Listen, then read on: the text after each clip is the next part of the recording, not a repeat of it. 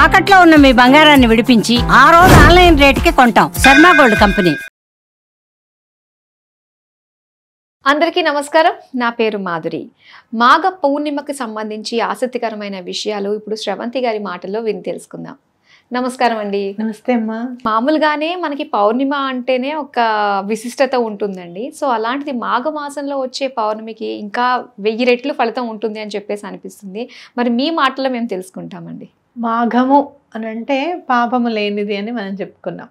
అలాగే ఈ మాఘమాసం వచ్చే పౌర్ణమి తిథి చాలా ఇంపార్టెంట్. ఇప్పుడు కూడా అమావాస్య అనేది పితృదేవతలకి సంబంధించిందిగా, అలాగే పౌర్ణిమ అనేది దేవతలకి సంబంధించిందిగా మనం చెప్పుకుంటూ ఉంటాం. అయితే మాఘమాసం విశిష్టత ఏంటి అని అంటే స్నానం చేయాలి. నదీ నదాల్లో సముద్ర స్నానాలు, నదీ స్నానాలు చేస్తే చాలా మంచిది అనేది మనకు తెలిసిన విషయమే. మరి ప్రతిరోజు మనం నదీ స్నానం చేయలేం, సముద్ర స్నానం చేయలేం కదా అని అనుకుంటే కనుక మనకి 4 పౌర్ణిమలు విశిష్టంగా చెప్పారు. అందులో మాఘ పౌర్ణిమ చాలా ఇంపార్టెంట్ అనమాట. ఆ రోజు కనుక నదీ స్నానం చేస్తే సమస్త పాపాలన్నీ, సముద్ర స్నానం చేసిన, సముద్ర స్నానం ఏంటంటే అన్ని నదులు వచ్చి కలుస్తాయి కాబట్టి సముద్ర స్నానం ఇంకా విశేష ఫలితం ఉంటుంది. మరి స్నానం చేసేటప్పుడు ఏం చేయాలి అంటే నడుము లోతు వరకు ప్రవాహానికి ఎదురుగా ఉండి నడుము లోతు వరకు చేయాలి స్నానం అని చెప్పి చెప్తారనమాట. అంటే ఆరోగ్యప్రదాయతగా ఆరోగ్యానికి మనం ఎక్కువగా ఇంపార్టెన్స్ ఇవ్వాలి అని అనుకుంటే కనుక సముద్ర స్నానం అనేది బ్రాహ్మీ ముహూర్తంలో చేయడం అనేది చాలా ఇంపార్టెంట్గా చెప్తారు. అంటే మనం చూసుకుంటే కనుక ఎనర్జీ అనేది ఉంది, పవర్ అనేది ఉంది, దాని ద్వారానే విద్యుత్ శక్తి వస్తుంది కదా వాటర్లో ఉన్న పవర్ వల్ల. ఆ బ్రహ్మీ ముహూర్తంలో ఏమవుతుంది అని అంటే చంద్రుడి నుంచి వచ్చే కాంతి వల్ల నీళ్లు చాలా పవర్ఫుల్గా ఎనర్జెటిక్గా ఉంటాయి అన్నమాట. ఎలాంటి ఎనర్జీ ఉంటుంది అని అంటే మన పాపాలు నశింపజేసే విధంగా ఆ ఎనర్జీ ఉంటుంది అనమాట. కాబట్టి బ్రాహ్మీ ముహూర్తంలో చేయడం అనేది చాలా ఇంపార్టెంట్. అట్లా లేదు అని అంటే కనుక సూర్యోదయానికి ముందు వెళ్ళి కూడా స్నానం చేయొచ్చు. మరి మాఘమాసం అంతా కుదరదు కదా, మరి ఎప్పుడు చేయాలి అని అంటే మహామాఘి అంటారు. పౌర్ణమిని మహామాఘి అంటారు అనమాట. అంటే అసలు సమస్త దోషాలన్నీ కూడా నివృత్తి చేయగల రోజు అని ఖచ్చితంగా చెప్పుకోవచ్చు. చాలా ప్రీతికరమైన మాసం అనమాట. అటు విష్ణువుకి కానివ్వండి, ఇటు పరమశివుడికి కానివ్వండి. మీరు చూస్తే శివరాత్రి కూడా ఈ మాసంలోనే, అవునా కాదా? కాబట్టి ఈ మాసం ఎంత విశిష్టమైనది అనేది మనం చూసుకోవచ్చు. మరి ఎలా మనం పౌర్ణమి నాడు ఎలా స్నానం చేయాలి కదా కంపల్సరీగా అని అనుకుంటే స్నానం చేస్తే చాలా మంచిది.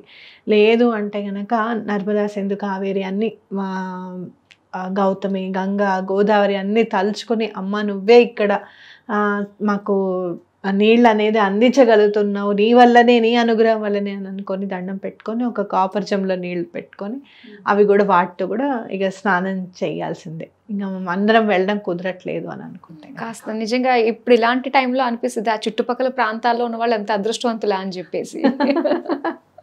అది కరెక్టే.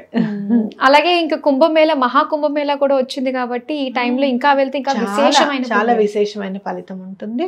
అయితే అలాంటి ఫలితం ఉంటుందంట, ఇలాంటి ఫలితం ఉంటుంది. ఫలితం మీద ఎక్కువగా ఆశించి వెళ్ళడం కాకుండా అసలు మనకు వచ్చిన అదృష్టంగా భావించి వెళ్తే ఎలాంటి అవరోధాలు రాకుండా కామ్గా వెళ్ళొచ్చేస్తామేమో అనిపిస్తుంది నాకు. అంటే ఎప్పుడు కూడా ఫలితాన్ని ఆశిస్తాం కదా, ఏ పని చేసినా ఫలితం ఆశిస్తాం. ఈ స్నానం చేయడానికి కూడా ఫలితం ఎందుకు ఆశించడానికి నాకు అనిపిస్తుంది. అలా కాకుండా మనకి మంచి ఛాన్స్ దొరికింది, ఎంతో మంది ఉన్నారు చుట్టుపక్కల వాళ్ళు, వాళ్ళందరికీ దొరకని ఛాన్స్ మనకు ఇచ్చాడు భగవంతుడు అని చెప్పి ఆ పవిత్ర భావంతో వెళ్తే మనకి ఎలాంటి అవరోధాలు, ఆటంకాలు లేకుండా మనం వెనకొస్తామేమో అని అనిపిస్తుంది అనమాట.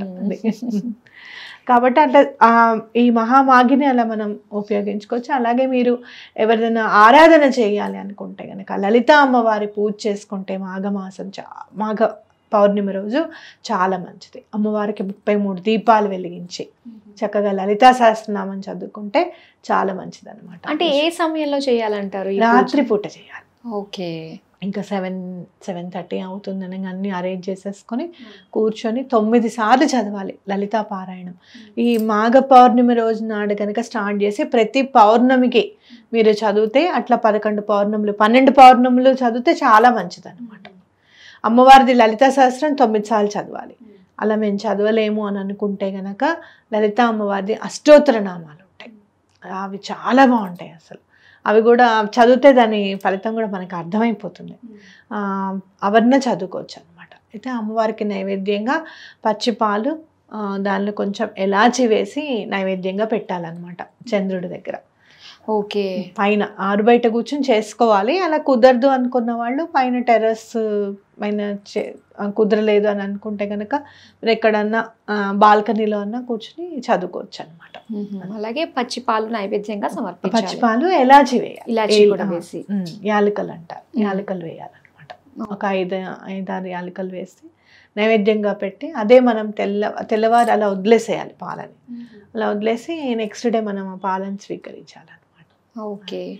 సో ఈ విధంగా మనం మాఘ పౌర్ణమి రోజున ప్రతి ఒక్కరు కనుక పాటిస్తే మంచి ఫలితాలు ఉంటాయి. ఇక్కడ కూడా ఫలితం అంటున్నాను చూడండి మళ్ళీ నేను.